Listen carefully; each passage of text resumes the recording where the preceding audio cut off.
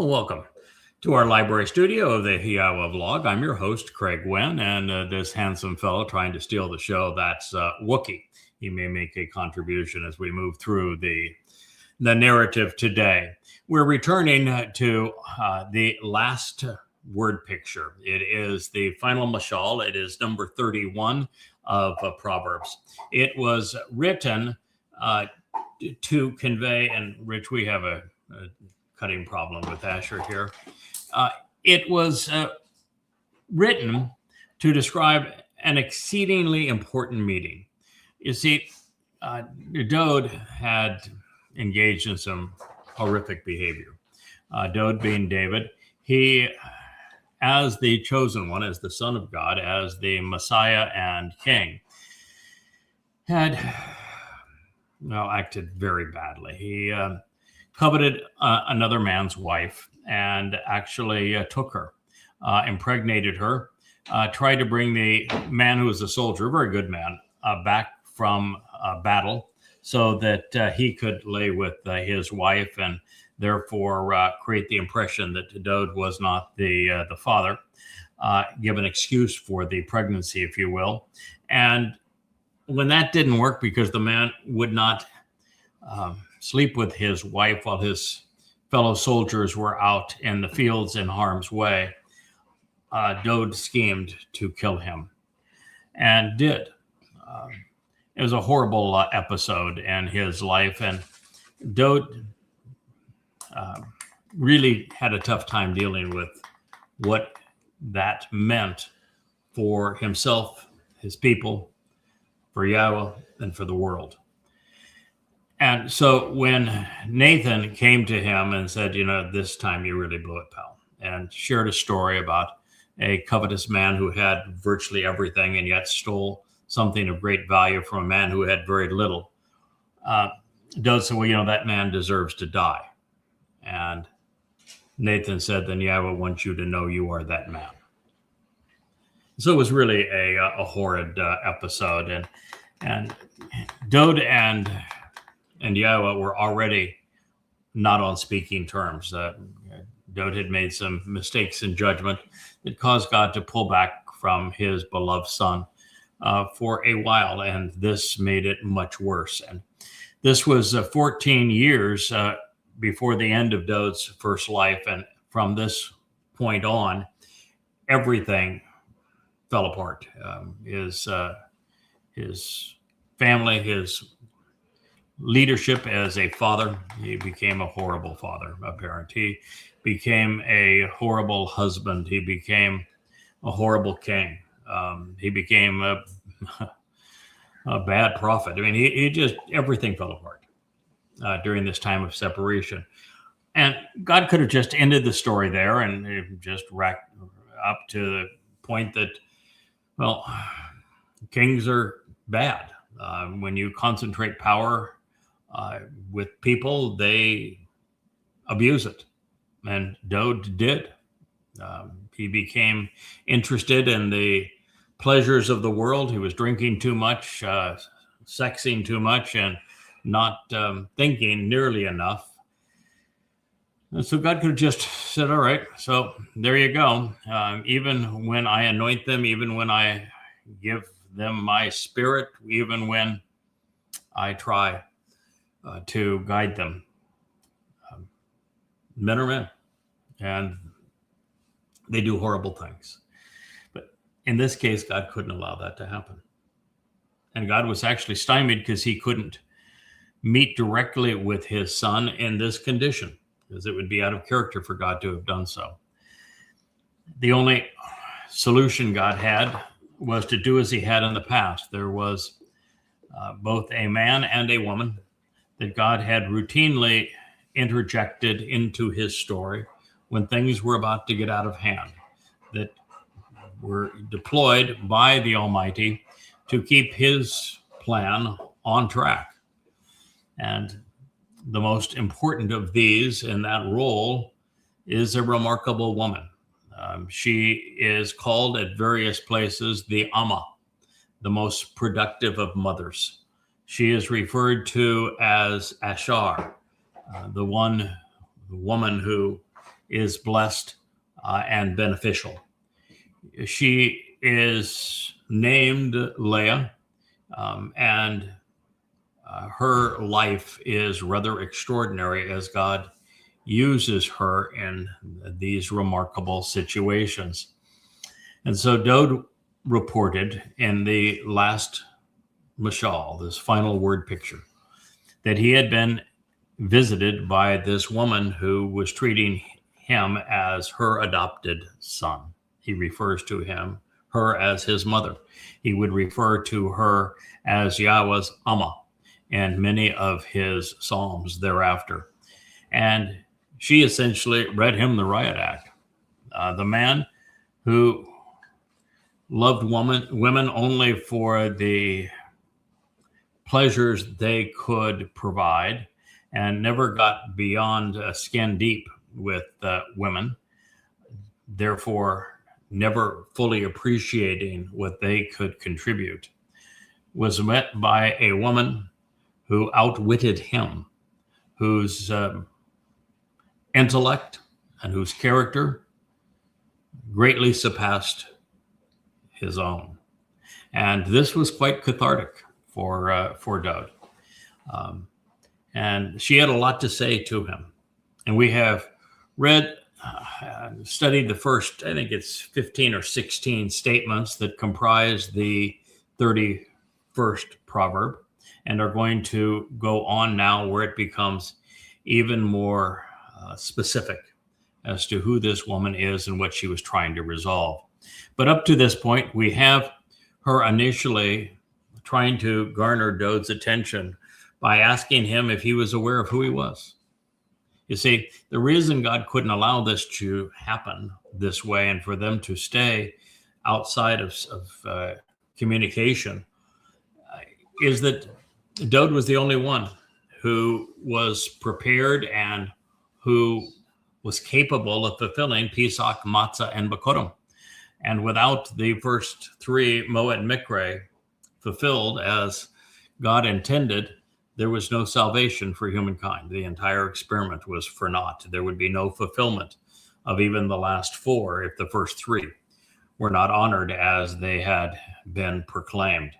And Dode, as the Son of God, was the one person qualified to do this. And so this is what we're up against. And that is when his adoptive mother came to him and said, first of all, you need to know who you are. And the reason for that is that there's no one else like you. There's no one else that can fulfill this role. And the entire human experience fails if you don't come to grips with who you are. The next thing she said is that you can't continue to squander this unique responsibility of leadership for another woman. You have plenty of women. God will give you as many women as you want. But the way that you went about taking this one essentially squanders all that is special about you. Then she accused him of drinking and said that, it's not for a leader of your capacity to be drunk on wine. Let those who are already lost, let them be inebriated, because it'll just keep them from acting out on everything that is wrong in their lives. But as for you, you need to sober up, son. And from that point, she talks a lot about, he actually is reporting all of this, but the beautiful apparel that she will make for him and for the women in his life going forward. And the fact that she gave him such sound advice. But in this visit, she was speaking to the whole man, not just the brain. And quite frankly, to reach Dode in the state that he was in, she would have to say, listen, I can curate women for you that will please you, while also giving you the one thing you've never had. So, yes, there's no problem making certain that you are pleased as a man. But you need to also be involved with a woman whom you can confide with, whom you can trust, because that is the greatest and most desirable form of a relationship. So in this particular statement, this next one, as we press forward through the King's redemption, the double entendres are certainly becoming impossible to deny. And while cloaked in the apparatus of making stylish garments as a seamstress, there is obviously more going on here than perfecting fabric. Wouldn't that be true, Miss Leah? I think it is. Yes. I think it's fairly obvious that that would be the case. Now that Leah has joined us, I'm going to move the microphone over to the other side. It says, she reaches out her hands to the spindle and skillfully to the staff to please. And the palms of her hands grasp and hold the round staff and stick. All right, so that's Mashal word picture, Proverbs 31:19. My guess is that you don't need me to draw you a picture to understand what she was saying.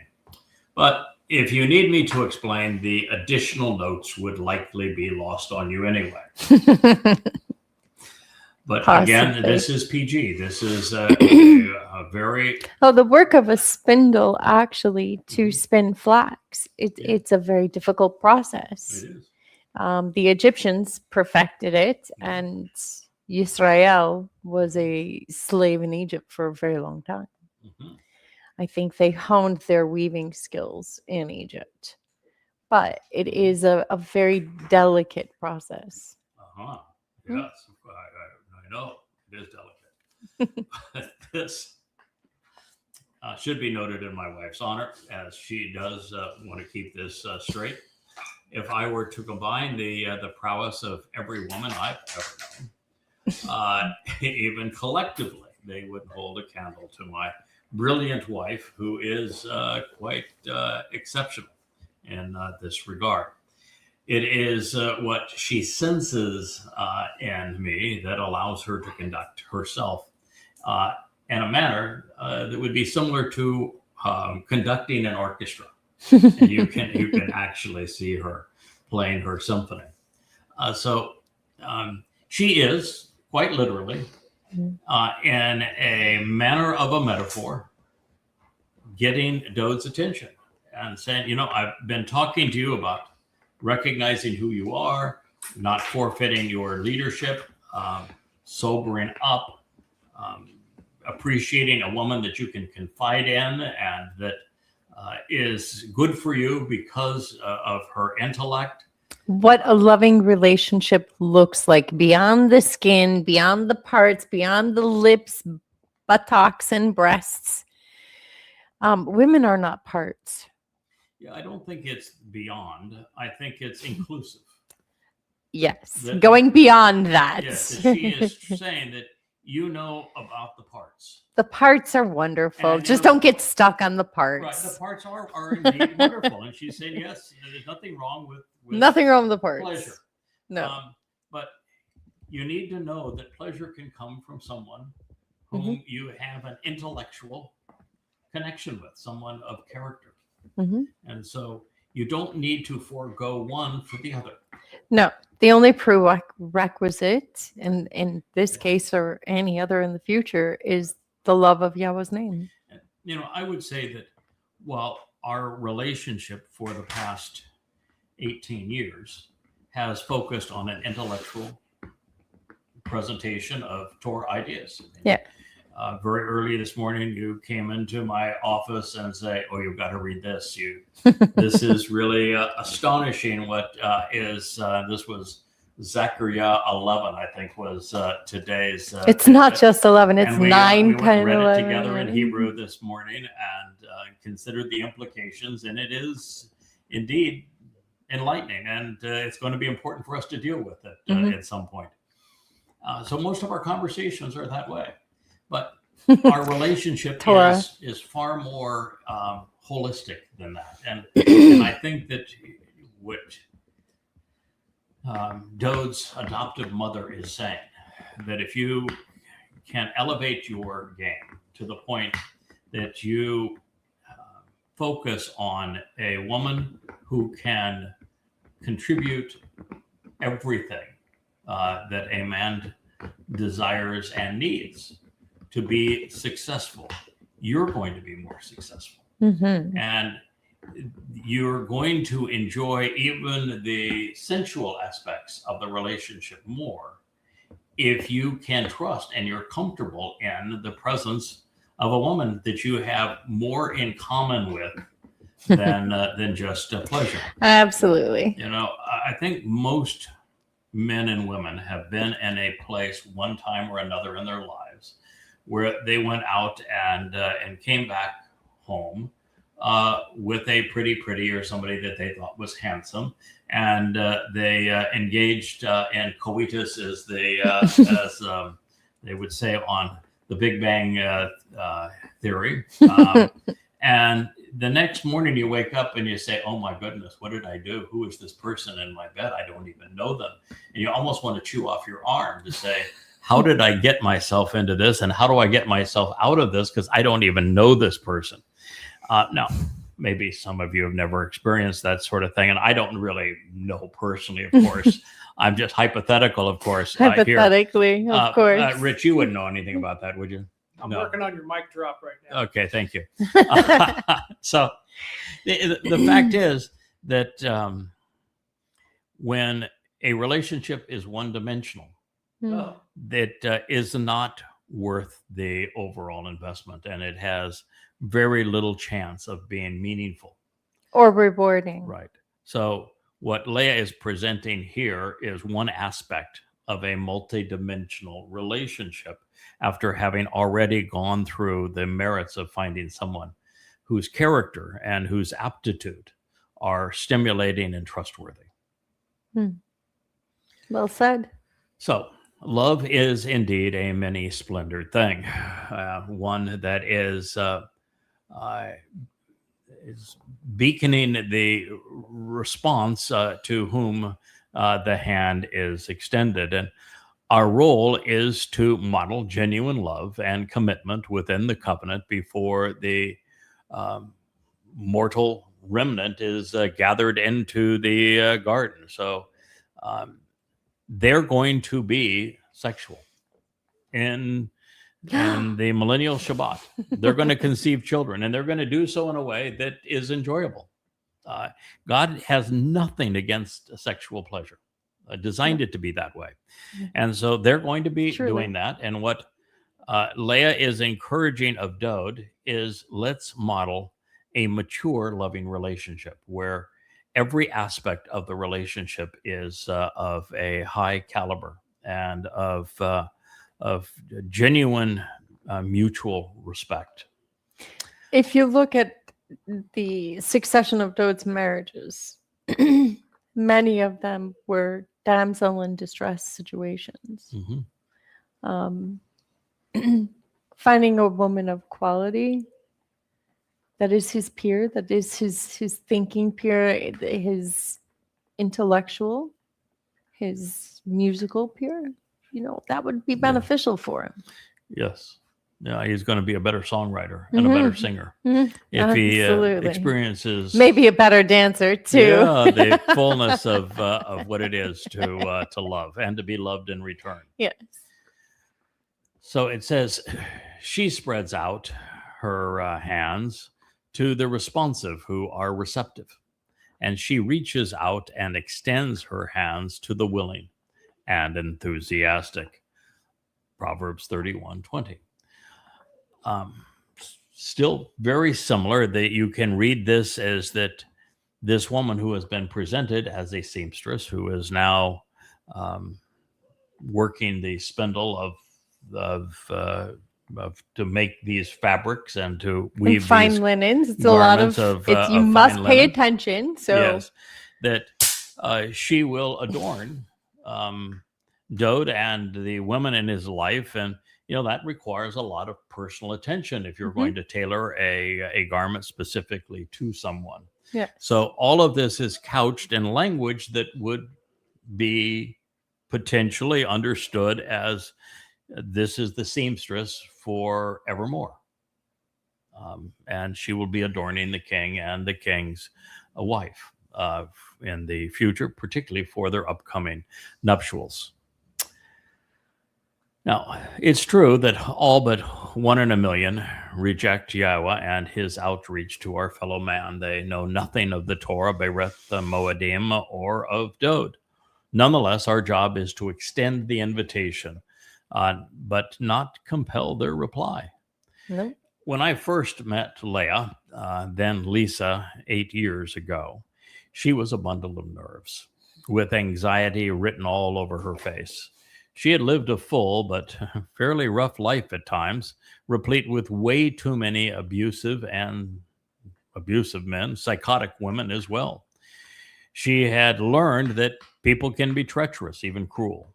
But over time, each supportive gesture and affirming word became a healing salve, and the open wounds healed.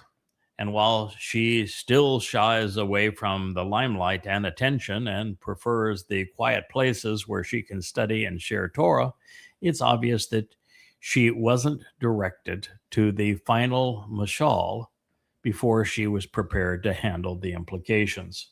And Leah, of course, is now championing a earlier version of the Shabua harvest than the later one. So now that she has seen what Yahweh has in store, that anonymity is no longer in the cards, she's championing the 22 May 2020 I've always championed the earlier. It was even before harvest that. of Shabua, rather than the one a little over a year from now on the 11th of June 2027. So at least we're far enough along in the process where she knows she's not going to have to endure being in the spotlight for a prolonged period of time, which is more comfortable for her. Yeah. And there is this perception, and this is the one that I have fought since Yahweh removed my anonymity 15 years ago. The perception is that someone will claim a special status with God for their own self-aggrandizement, and that it's perceived as the person stepping beyond their rank and trying to pull a claim upon themselves. And I can tell you that anyone who would claim to be a messianic figure or especially anointed by God for some purpose, and that they're all insecure, they're craving attention, they're or mentally ill. a money grubbing charlatan of some sort, because God's approach is such that if he is going to work with you or through you in this regard, he will make it absolutely known.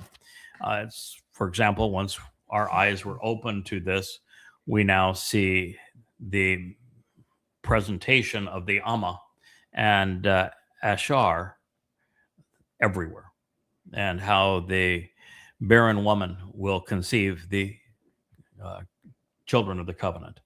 And so it's overwhelming how many mentions there are of this, just as I had to deal with going from anonymity as Yada into what will be well over 1,000 prophecies pursuant to the role that I have been asked to play. But if you're sincere in your relationship with God, you don't view any of those as an accolade to tout. You view each of them as an additional layer of responsibility, and also the realization that with each pronouncement, you become a bigger target, and that no one who has ever spoken for Yahweh has been well received. They're all attacked. And it's a very difficult position. And when you are asked to do this, job. You are put in a position where you either accept it and become the subject of attack and people trying to tear you down constantly because they're uncomfortable with that and just love to tear down anyone who God has chosen, or you reject what he is requesting of you and you fail the creator of the universe. That's a pretty terrible position to be in. So just don't I'd think, rather face the jackals than disappoint. Yeah. yeah, I'd rather, that's my view. I'd rather face the jackals Yeah. and know Face the that jackals. that this job does the same thing to me that it did to Moshe, where Moshe just said, you know, God, I can't deal with this anymore. You might as well just kill me. It's an impossible job. Now, I haven't gotten to that point and hopefully won't. But the Dode did the same thing. He burnt out. It's a really, really tough position to be in. If you are aware of Yahweh and you know the people that he has chosen in this regard, just do the best you can to support them. Try to insulate them from attack the best you can, because it is a tough position. But fortunately for Leah, she's not going to have 20 years of this. She will have a much lesser period, and by the time that we return, you know, things are going to be quite different and quite different. Yeah. God can, I think, incorporate our work in a different way. You know, the more I study Yahweh, the more I'm convinced that Yahweh is a bit of an introvert. Possibly. Yeah, and I know that the more I live in the limelight to do this job, the more I'm prone to return to being an introvert. And Leah, of course, is exceedingly introverted.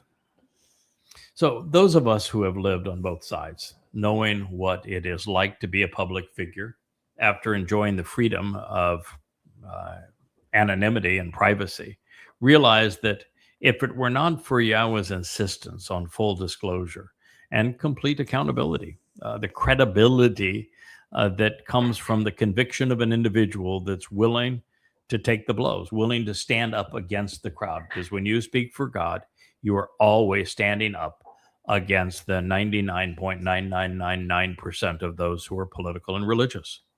So the last thing we would want to do is to draw attention to ourselves, but God wants to draw attention to them because he wants his people to listen to their message, his message.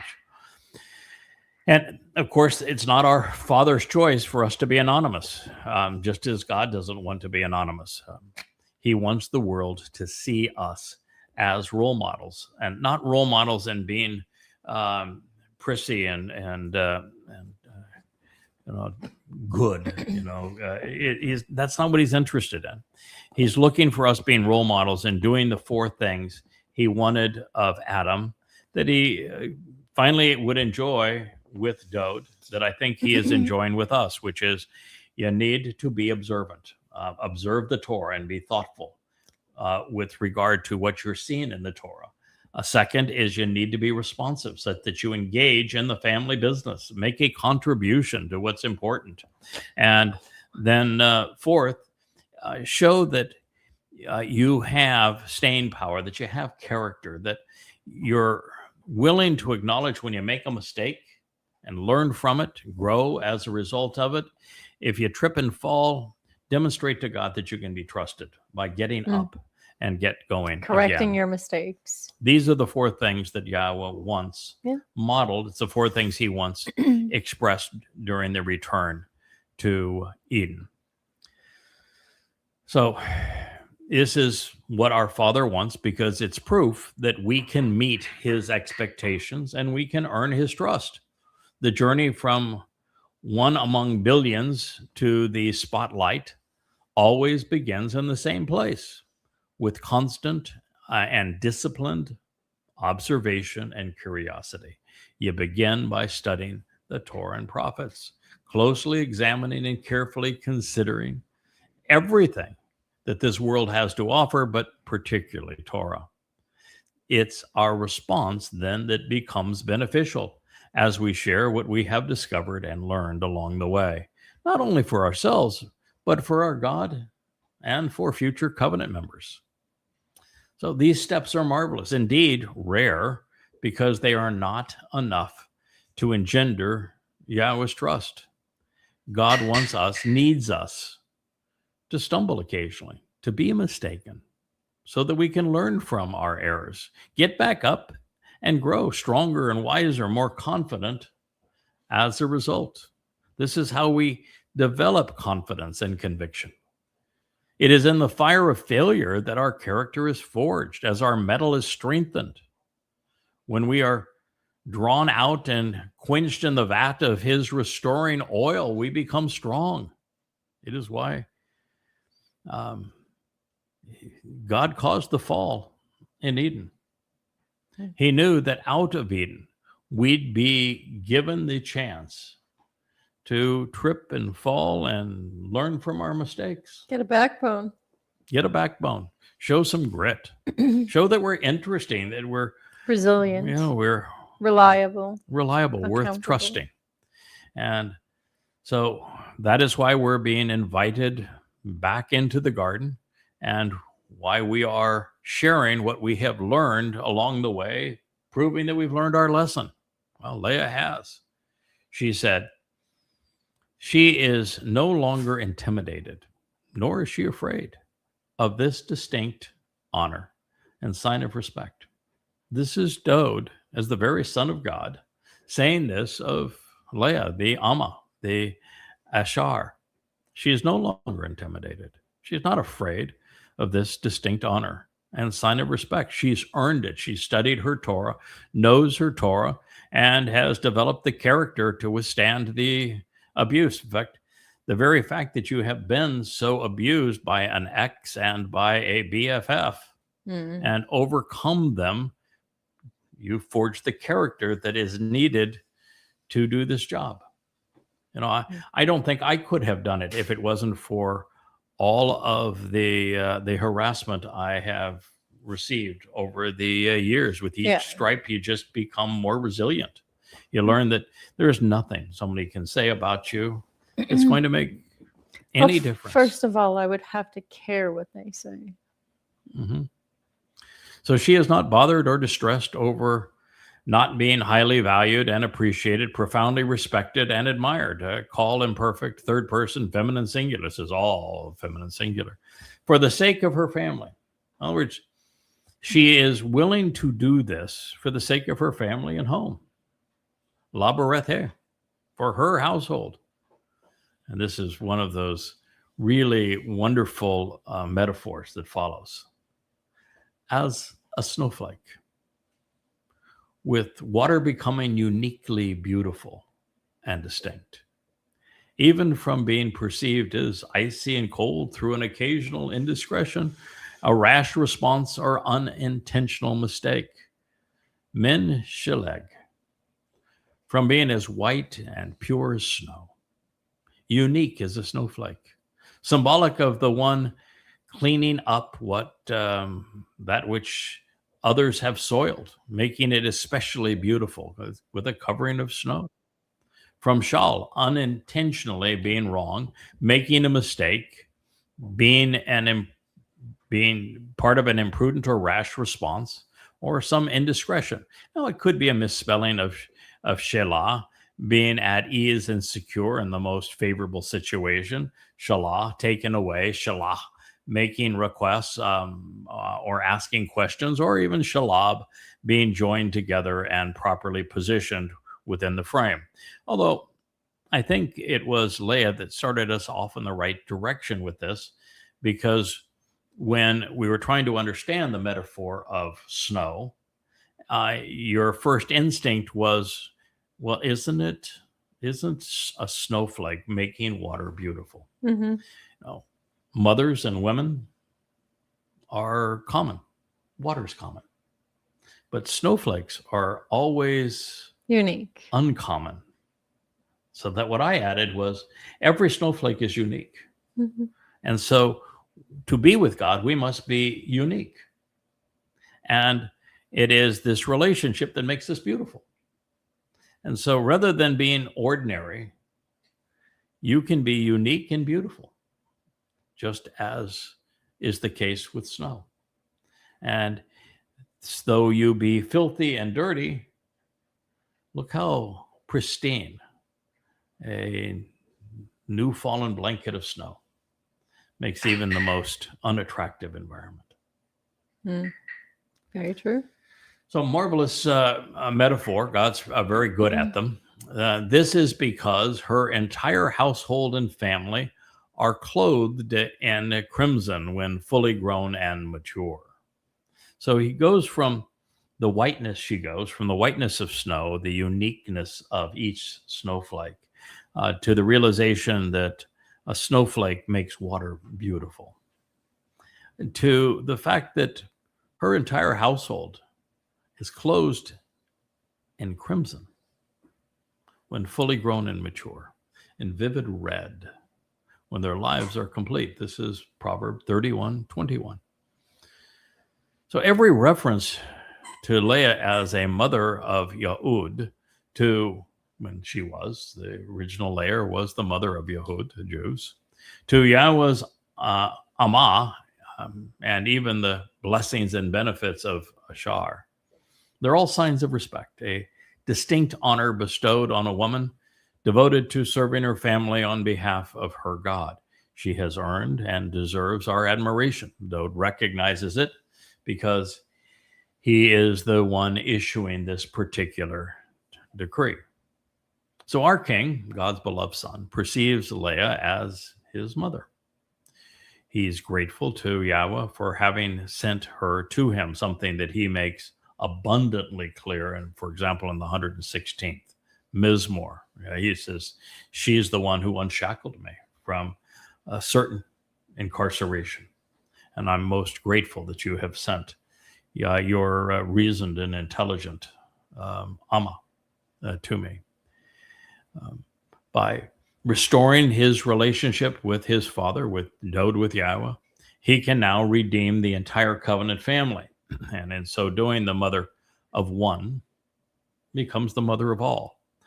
And that is a point driven home in the, the 54th chapter, I believe, of Yeshayah, where there is this 10 statements all about one woman and of her being childless and then becoming the mother of the covenant family, and having so many children that we have to enlarge the tabernacle. We have to make copious the 10 new pegs garments, secure.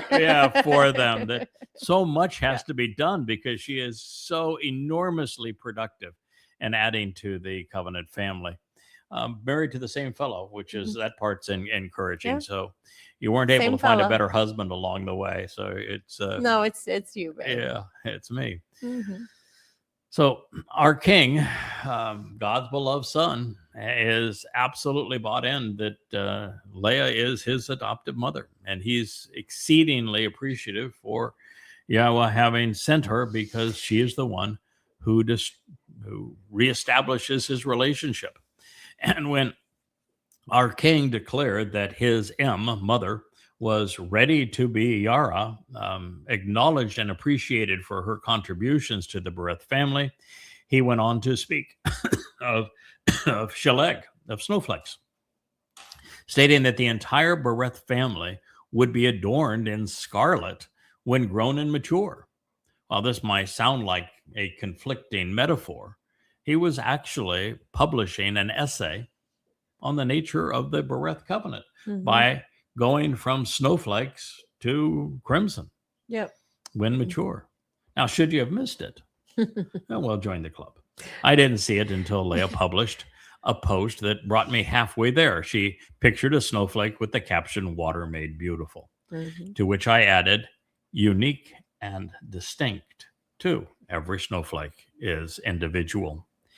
She, like me, was initially struggling to understand the symbolism of snow in this context, particularly when followed by clothed in scarlet. At the moment of intervention, Dode was a hot mess, stained by a plethora of mistakes. He needed to come clean and reclaim his unique position with God. a remedy conveyed by snow. Every snowflake is exceptional, featuring its own one-of-a-kind composition. And collectively, when snowflakes fall from the heavens and blanket the earth, everything they touch, even the dirtiest and most soiled landscapes, become pristine and white. Beautiful. Then, when the sun shines, the snow sparkles, reflecting all facets of light like a sea of diamonds. With his adoptive mother now serving as the Amma of the covenant family, Dode realized that Leah was birthing snowflakes, the souls so unique and special, they are fewer than 1 in a million, set apart as they are each unto Yahweh. Even when purified in white, all become beautiful in Leah's elegant attire, such that they can still be fragile after their birth. If someone stomps on them or grabs them too firmly or permanently tries to yank them away, they can melt and lose everything that had once made them special. So they have to be protected, at least for a while, until they are ready to mature and to be part of something greater than themselves. When this happens, and they do grow, Leah will adorn them in crimson, the crimson revealing their royal status. But also,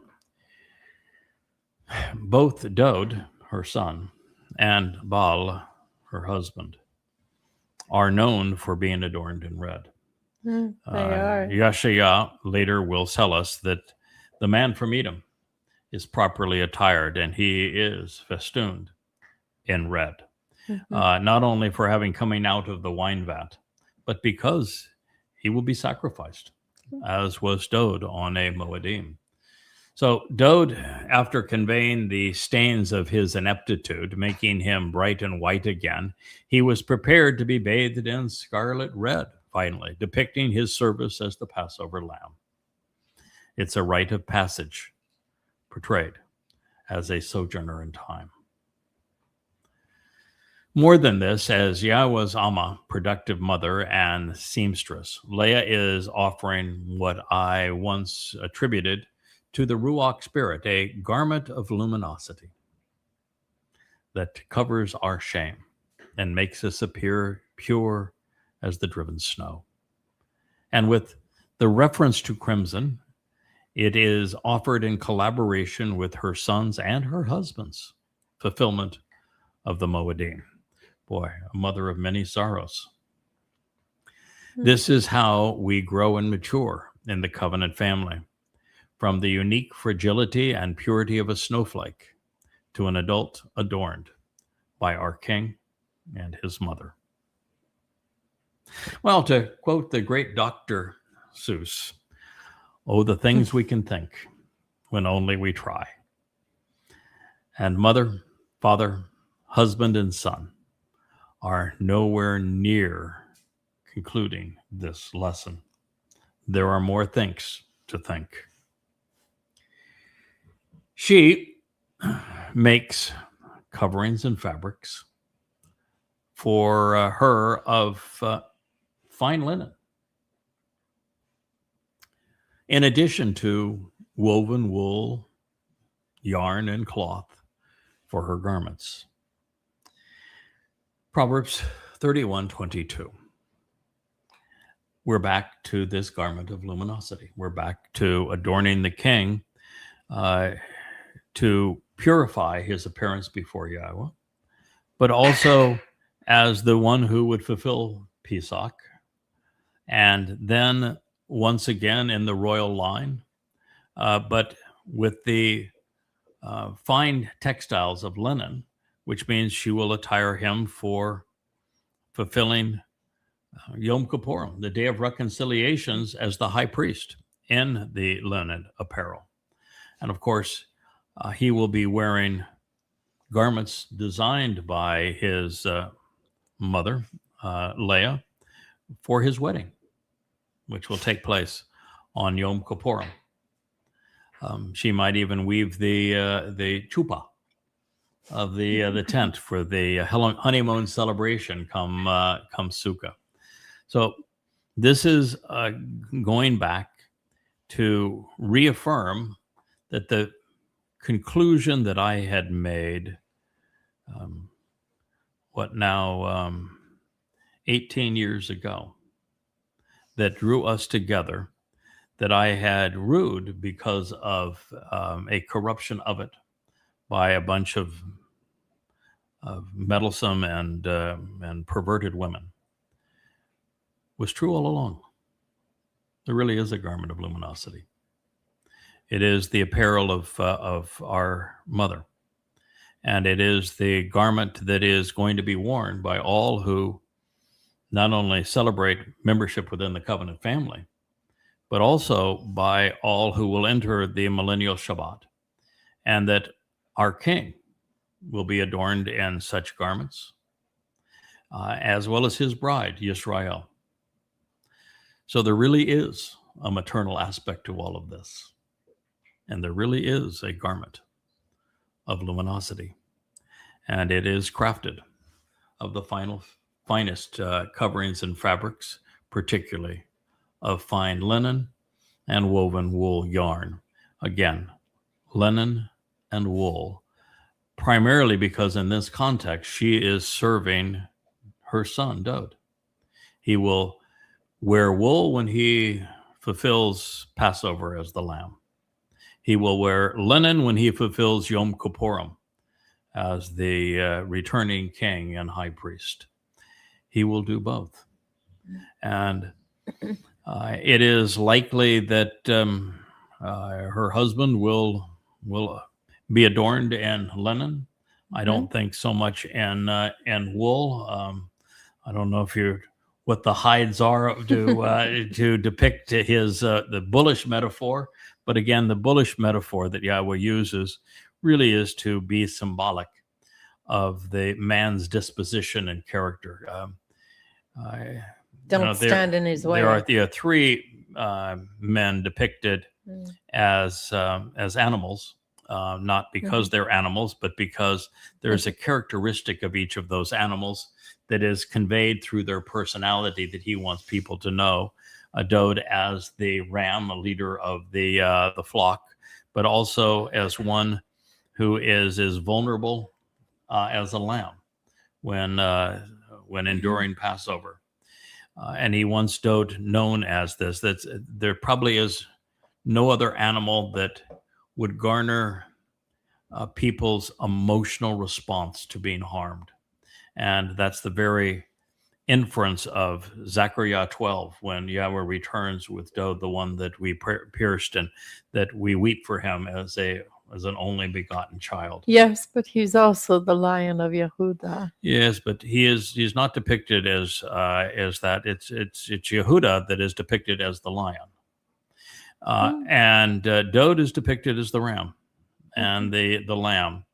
Now, I don't have any issue with Dowd also being depicted because he is Mr. Yehud as a roaring lion, and he will certainly be our king as a roaring, lion, the king of the forest. But he is presented as sympathetic. A lamb is a sympathetic figure, and we need to have compassion for what he did and appreciation for what he did, and be sympathetic of how difficult the job is that he's been asked to do. And a lamb is a flock animal, and you want to be part of that flock. It's also a quite intelligent flock animal. Yes, of course. Yeah, they are, and they're probably the most congenial of all animals in terms of wanting to not only be with their person and to be led and cared for and protected by a person, but also being together among the community. So it's a marvelous way of presenting Dowd. And of Elia, he is presented as the goat, as the woolly goat, because he's a bit raw, and a little less approachable. And he's he'll say whatever it comes to mind, and he was like a goat, more independent. And solitary. So it shows his independence. It shows his kind of woolly nature as a man, and the fact that he's a nonconformist. Now, as it relates to the last one, the bull, we know about bulls. Bulls have attitude. They're tough. You do not cross a bull unless you want to be gored. Do not stand in their way. Do not expect them to back down. Do not threaten them. No, bulls are very protective of the women around them, but of their herd. And territory. They're very territorial. So God wanted somebody with a bullish personality, and it's not to create an enduring figure in the bull. It was to demonstrate that somebody could stick it out, that could endure to the end, continue to be bullish and strong right to the last moment. And, bulls were particularly good around other animals because they always stamped out the intruders, particularly snakes and that sort of thing. And they're not afraid of anything, and they will never back down, ever. Moshe was an amazing man, a great leader, but every time the people revolted against him, he ran and did a face plant before the tent of the restoring witness. That's not my style, but that's part of being a bull. You want to take a run at me, I'm going to come right back at you, much harder than you're going to come at me. You'll regret it. I mean, particularly at the end when it's Elia and I, and he's entertaining people with the gift of gab, and I'm just going to run him over. I'm going to be as I have always been, uncompromising in this regard, and never conceding an inch when it comes to that which is important to Yahweh. So, speaking of lessons, I had thought it was among my best mistakes, since it was thoughtful and brought Leah to me long ago, this idea of the garment of luminosity and of a mother's role in conceiving and dressing the covenant family. But even as I tried to soften my conclusions over time, because there was this mother goddess cult that took what I had said and corrupted it to the point that there was God was a hermaphrodite, there was always something reassuring about a spiritual garment of light that I found comforting. And the difference was that when I originally conceived the idea, I needed some way for God to resolve our guilt on matzah. And so I thought, when he asked us to approach the fiery light on matzah, the Isha, which was feminine, that he was encouraging us to be enveloped in this garment of light, something that was mentioned elsewhere.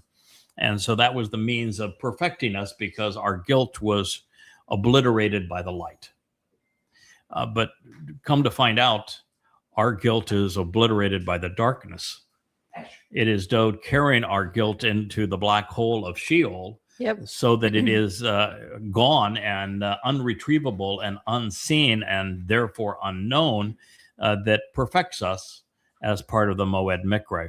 So this garment of light is just something that keeps us looking beautiful and attractive before God. It's a nice accoutrement to the story, but it's now a voluntary addition to the story.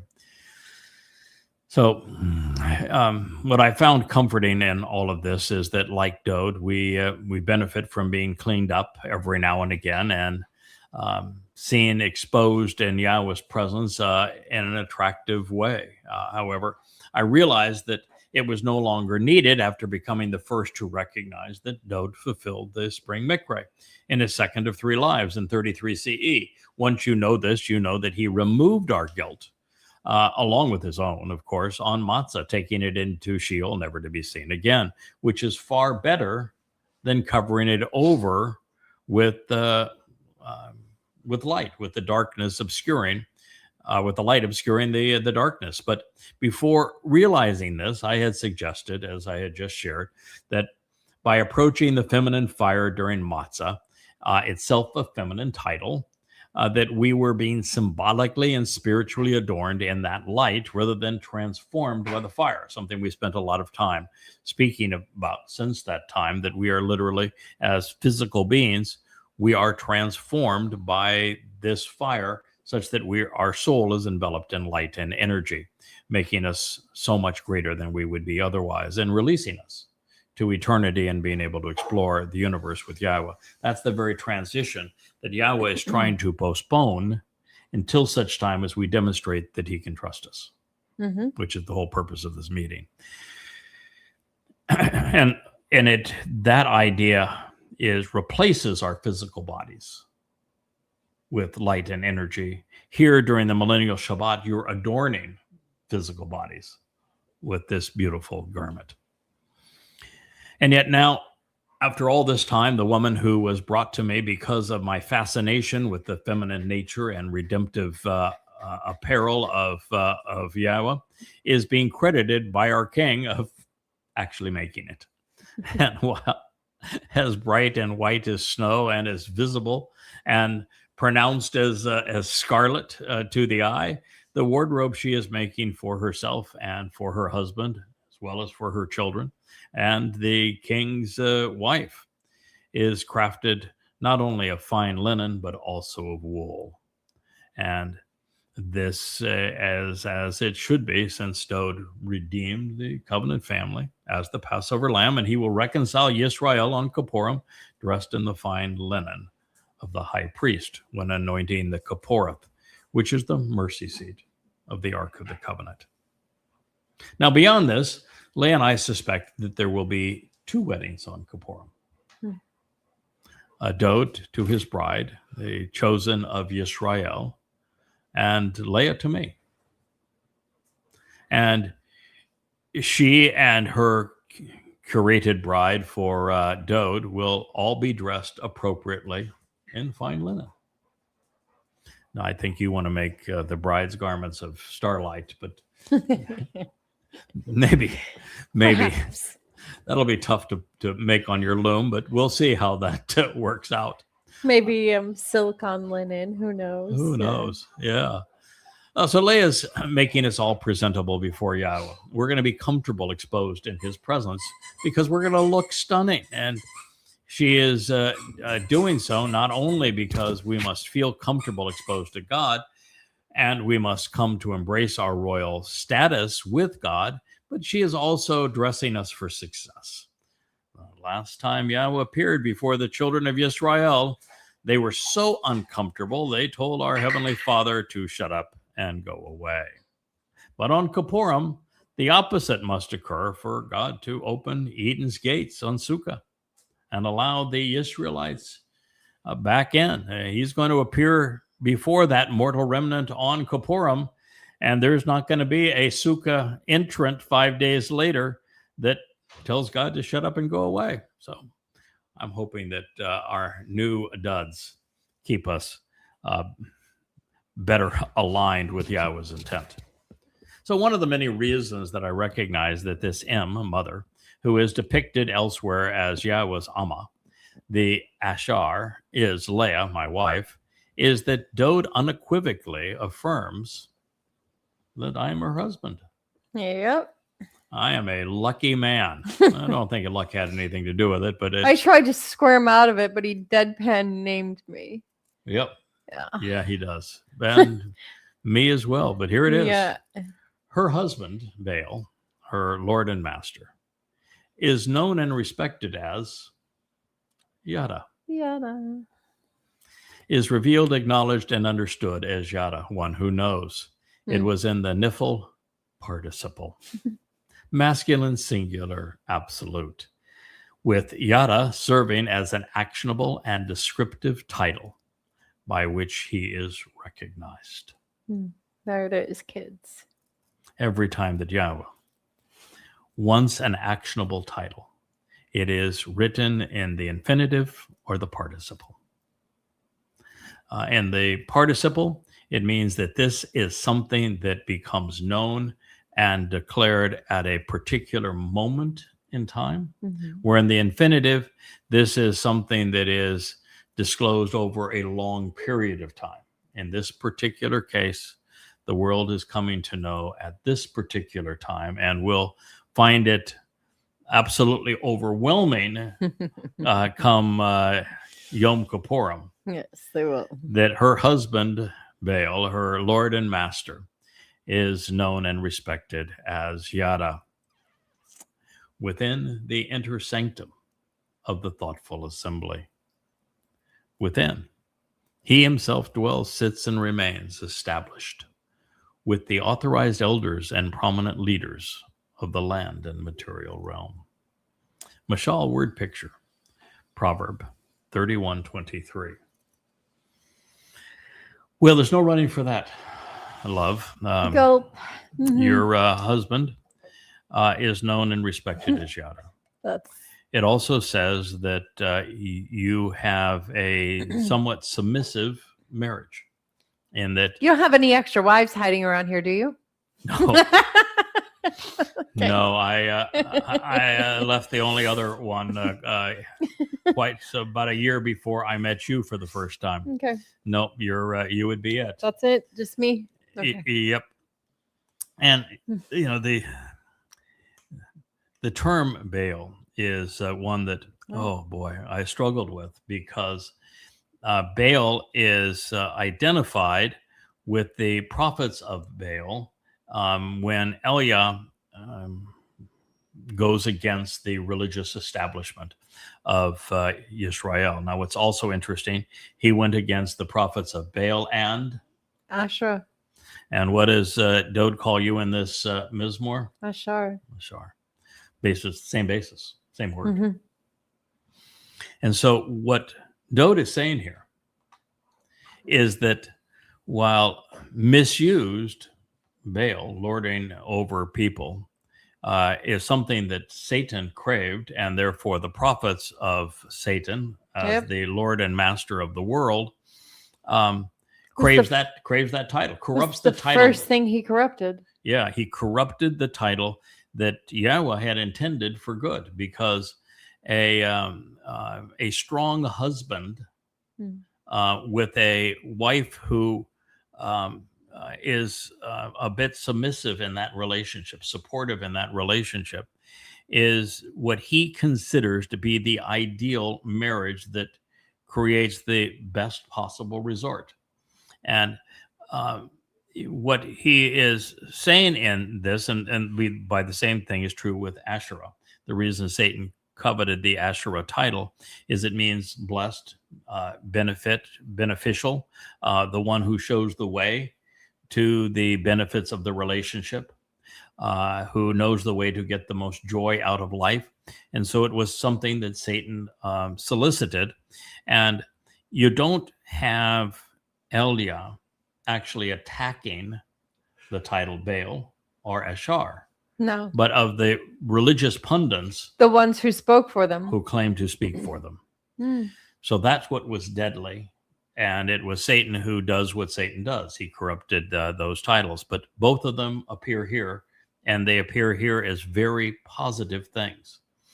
Now, it's always difficult to speak of a marriage where the husband is considered Baal. That means he is the one to whom his wife submits as a marriage partner, and he is in the more authoritarian position in that relationship. Oh, And honey, when you walk into a room, everyone knows. You just carry this weight with you. You have a weighty presence. it is, And a booming voice. yeah, It carries is authority. When we're working for Yahweh, Mm-hmm. he wants us to project a shazak, Mm-hmm. strength, firmness, grit, toughness, resolve. Mm-hmm. When he speaks of his son, Dode, he speaks of him at his very best moments as Gabor, Mm-hmm. courageous and confident. And so Shazak and Gabor are what God's looking for in men. He does not want a man to be meek and humble. He has no use for men who are Neither do meek I. and humble. And strong women don't either. Mm-mm. Strong women want stronger men. Mm-hmm.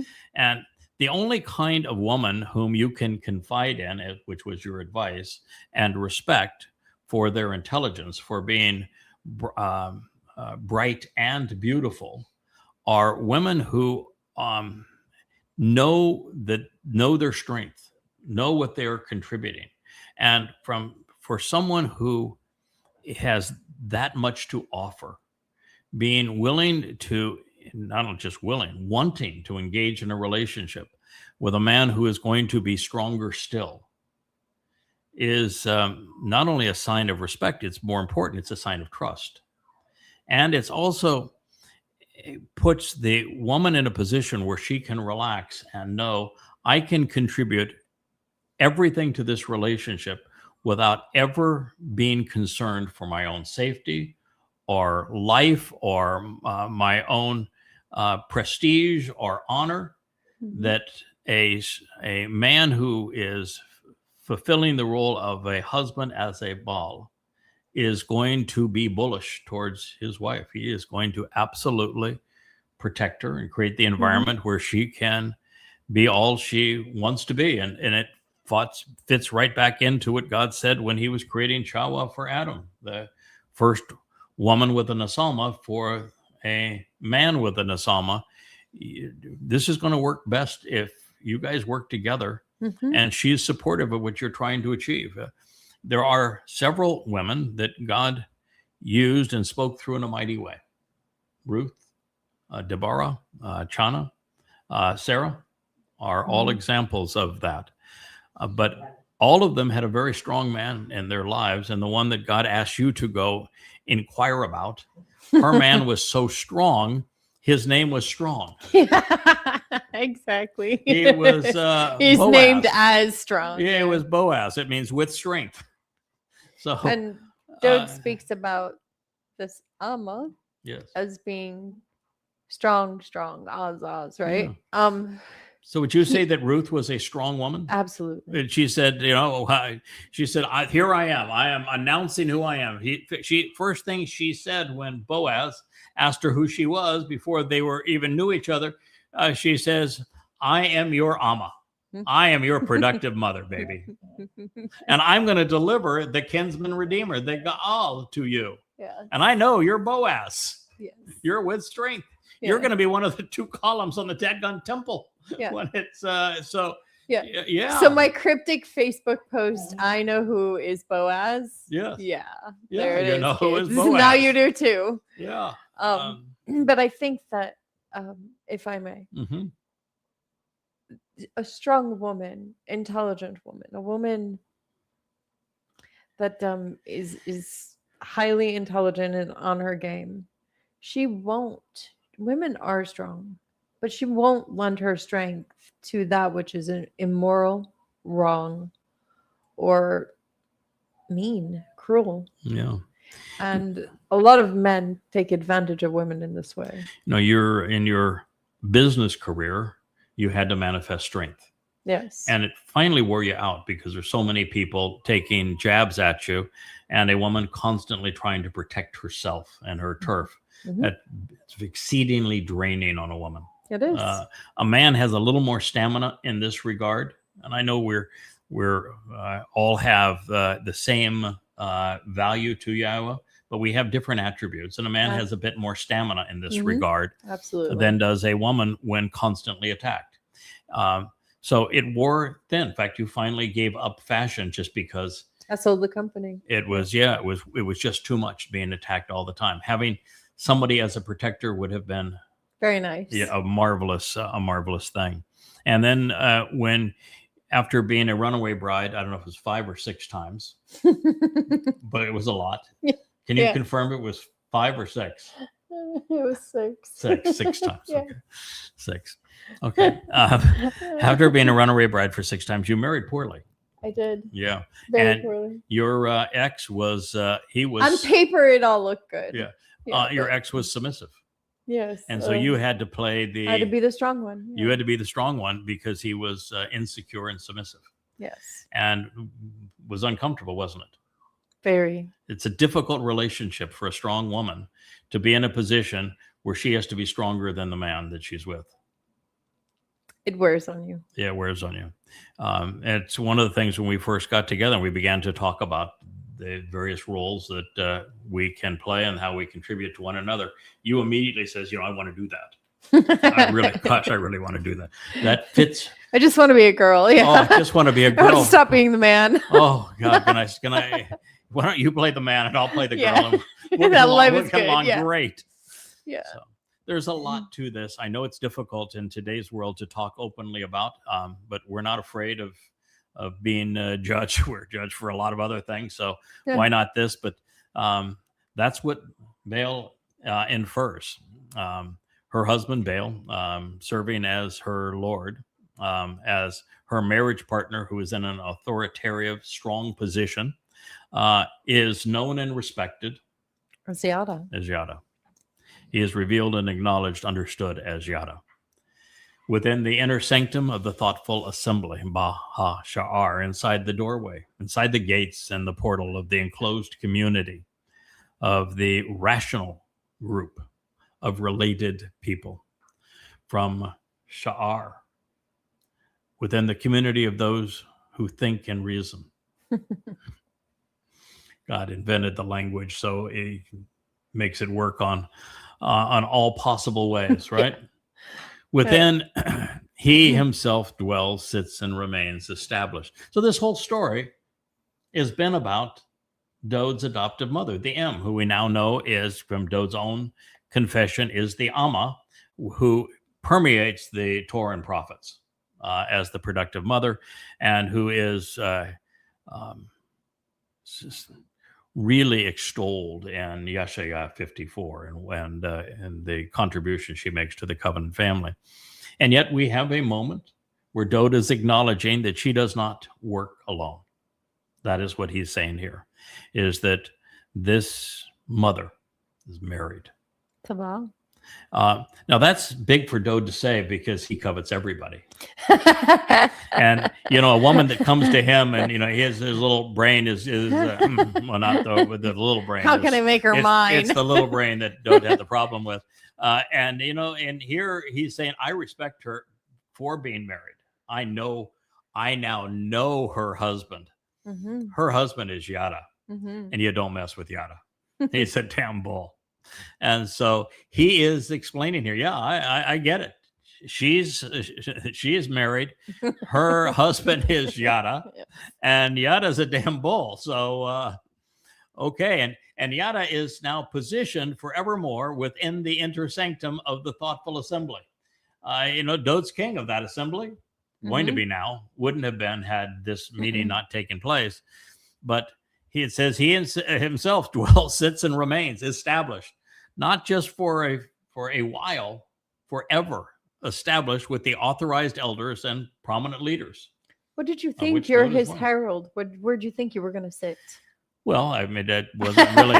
I was actually looking for a retirement, but Not likely. I wanted to enjoy a long Shabbat. Come on, But we're gonna listen.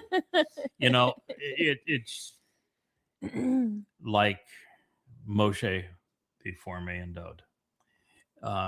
It's taxing, and you go to bed at the end of every day saying Wow. that Yeah. that What a God, day. God, I'm committed to seeing this through, but I really would like a vacation. Yes. And you count the days to vacation because while you love what you do, and today translating and commenting was really marvelous and rewarding. And my time with my wife over these last few days, as we've come to this realization, has been, wonderful and rewarding. You still say It's a lot. it's a lot. It's a a lot. lot. It's a lot, God. It's a lot of brain computation. Right. And so we do. If we fantasize now, we're fantasizing over getting away, just the two of us, and Yes. saying we'd like a moment. Put a little do not disturb Oh, I sign. found a beautiful house Little- in Sun Valley. Yeah, beautiful. Do not disturb sign on the door, and we may have a number of houses by that time, so y'all don't know where we are. Yeah, Don't right? come knocking right away. And we're not really kidding. But anyway, I wish we were. No, I don't wish we were kidding. It's the reality of this whole thing. But so here Dod is saying, okay, this was the most marvelous intellectual intellectually stimulating visit he's ever had. And it's by a woman, but she did not operate alone. And he is not only acknowledging this woman is married to Yada, and that Yada is amongst the most established and authorized of all of the elders and leaders in his community, that he is obviously going to need to have a positive relationship with for a long time. But Leah was not the only person to meet with him. I am convinced, and may prove, if not, I will just conclude based upon the inspiration I've been given in this regard, that, well, Leah was the one who set him straight and got his attention. I think I was the one who figured out exactly what he needed to do in terms of Pisak, Matz, and Bakodim. And I would not be surprised if, following Leah's meeting, I sat him down and said, we're going to go through the Torah together, you and I. And I'm going to point out, which is what I'm doing right now in this book that I'm writing. I'm going to point out every time you and I are mentioned, and how our role was established in the fourth day of creation and reestablished in the garden, and then reestablished when Moshe faltered, getting the Israelites into the land, and how it has been reinforced in Numbers 15, and the various roles that we play in the end. And then, so I think that was my role. Like, your role was to get him to grow a conscience and character, and begin thinking with the big head, and to view women quite differently and more completely, and respect women for their intellect, and which is all necessary if you're going to be head of the family, right? Yep. And mine was to convince him of his calling. Do the right thing, yeah. And say, this is what you're going to do. And that after that, he began to write about these things and the role that he was going to play, and cherished that opportunity. So this does say that Yada is going to be playing a prominent role heretofore, and I get two things. One is I get Leah as my eternal bride. That's really cool. So my gift from God goes on forever. No one could have a better bride than I have. I have the world's, I mean, I know everybody that loves their wife or their girlfriend thinks they have the best in the world, but the fact of the matter is I do. And, and as a gift from Yah, it should be that way.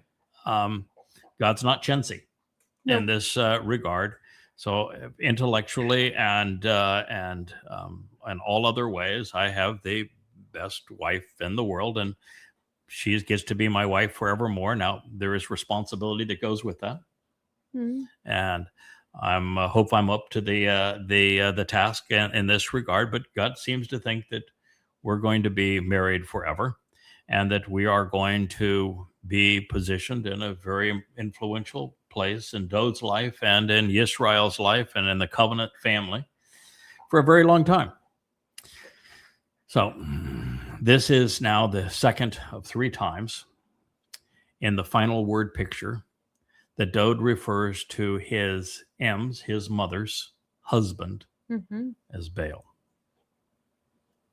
And here he is known and introduced and affirmed as Yada, using the participle. This is made evidence by that participle, which as a verbal noun serves as the actionable title, Yada, one who knows. That's rather specific. And that a was little bit. my nom de plume for the initial decade of our collaboration. And it is incorporated into the title of every book that we have written along the way. It is always Yada, Yahweh.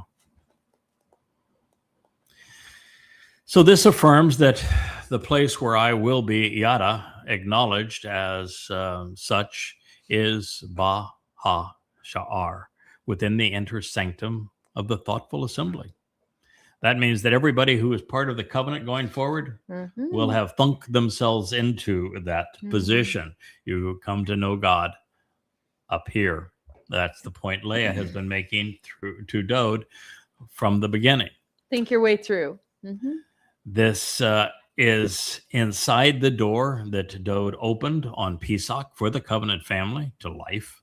It is also apparent, based upon the king's prophetic pronouncement, that known as both Baal and Yada, that I will Yeshab, dwell and remain among the Zakan, the elders of the material realm. So while this is Leah's story, she did not happen upon it alone. The Amma has a Baal named Yada, and he has an interesting role to play in Yahweh's story too. Indeed. As I have shared, ours is an arranged marriage. It's true. Yes. Yeah, but there is no way around that. I know. Yeah, yeah. I was so against anything of remotely of that kind, but yeah, it is. It's an arranged marriage. Yahweh sent her to me 18 years ago by email letter, asking the same question. So who do you think you are? Yep. And as you recall, but it's still and why are you doing what you're doing? Yes. Yep. She was searching for Yahweh, and God told her at the time that she would find what she was seeking if she went to ask Ruth. Yep. Go ask Ruth. Yeah. She did. Now, 18-year quest. Go ask 18-year quest. Go ask Ruth. I'm looking forward, because it is such an interesting episode with Ruth, to beginning our next program with this. So we're going to take a break. We'll do another round of the last word picture, the final mashal, tomorrow. Okay. And we'll resume with what Leah would have read when Yahweh told her to go ask Ruth, and how that takes us right back to where we are and everything we have just read. So thank you so much, Master of the Cables. I appreciate your contribution when asked, as you punted the ball earlier. I think I would have done the same thing. We look forward to being with you. Both will do another episode tomorrow, perhaps in the Rainbow Studio, perhaps the Ocean Studio, followed by one here again in our library studio, in the pursuit of our understanding of the last word picture. Good day.